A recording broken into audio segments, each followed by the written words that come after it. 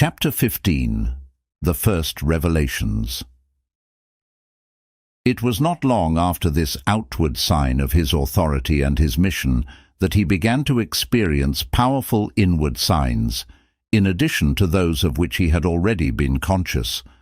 When asked about these, he spoke of true visions, which came to him in his sleep, and he said that they were like the breaking of the light of dawn.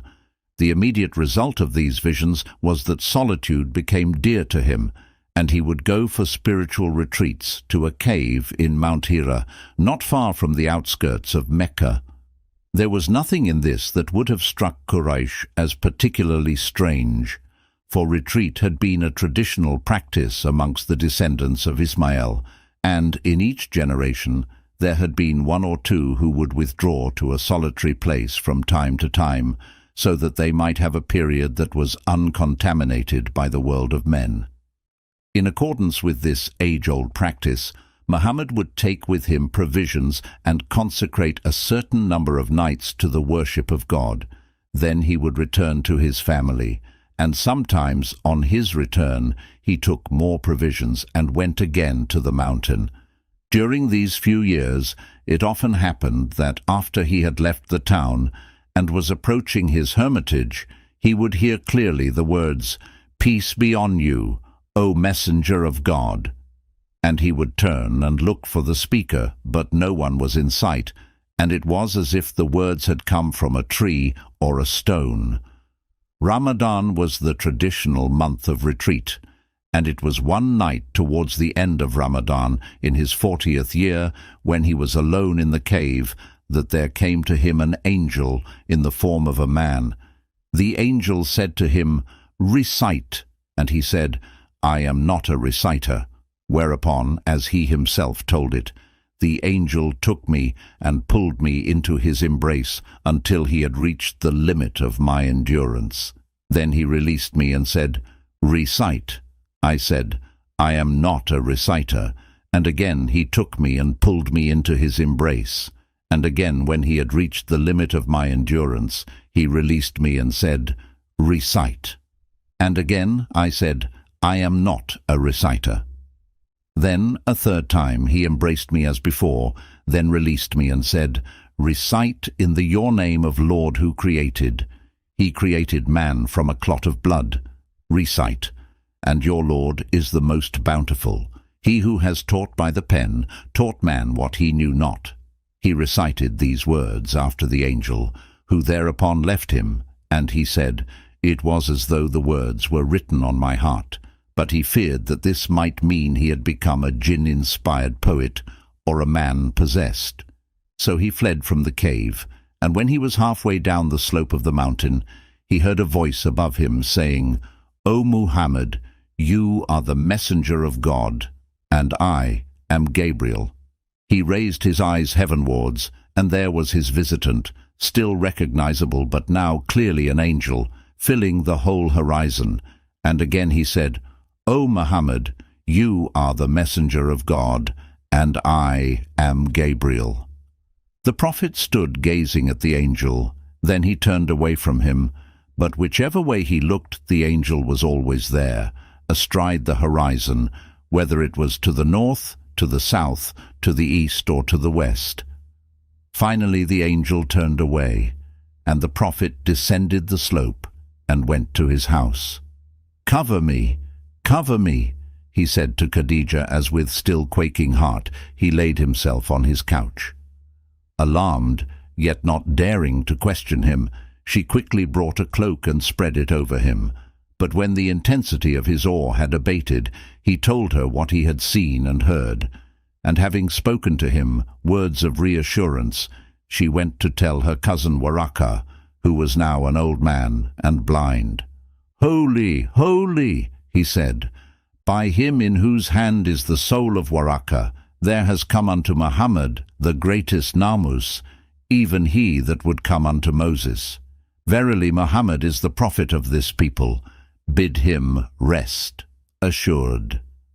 So Khadijah went home and repeated these words to the prophet, who now returned in peace of mind to the cave, that he might fulfill the number of days he had dedicated to God for his retreat.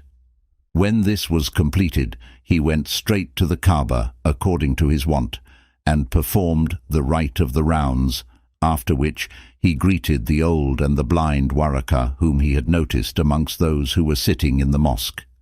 And Waraka said to him, "Tell me, O son of my brother, what you have seen and heard." The Prophet told him, and the old man said again what he had said to Khadijah. But this time he added, "You will be called a liar and ill-treated, and they will cast you out and make war upon you. And if I live to see that day, God knows I will help his cause." Then he leaned towards him and kissed his forehead, and the Prophet returned to his home. The reassurances of Khadijah and Waraka were followed by a reassurance from heaven in the form of a second revelation. The manner of its coming is not recorded, but when asked how revelation came to him, the Prophet mentioned 2 ways.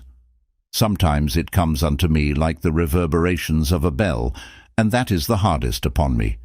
The reverberations abate when I am aware of their message.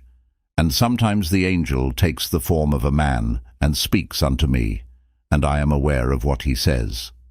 The revelation, this second time, began with a single letter, the earliest instance of those cryptic letters with which several of the Quranic messages begin.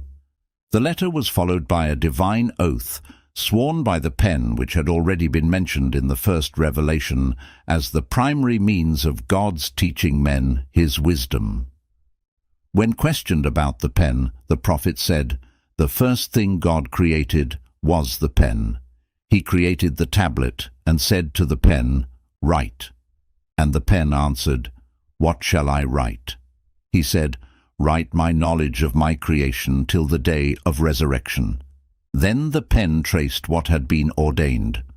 The oath by the pen is followed by a second oath, by that which they write, and amongst what they, that is the angels, write in heaven with lesser pens on lesser tablets, is the Quran's celestial archetype, which subsequent revelations refer to as a glorious recitation, Iqr Anwa, on an inviolable tabid, and as the mother of the book.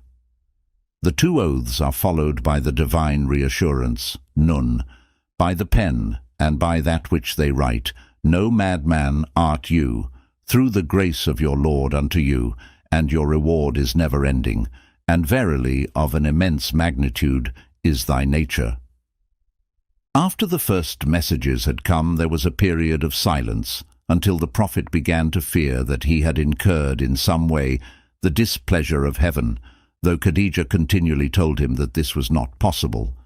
Then at last the silence was broken, and there came a further reassurance, and with it the first command directly related to his mission.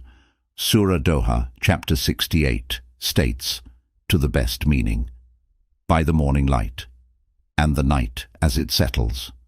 Your Lord did not abandon you, nor did he forget. The hereafter is better for you than the first, and your Lord will give you, and you will be satisfied. Did he not find you orphaned, and sheltered you, and found you wandering, and guided you, and found you in need, and enriched you? Therefore do not mistreat the orphan, nor rebuff the seeker, but proclaim the blessings of your Lord.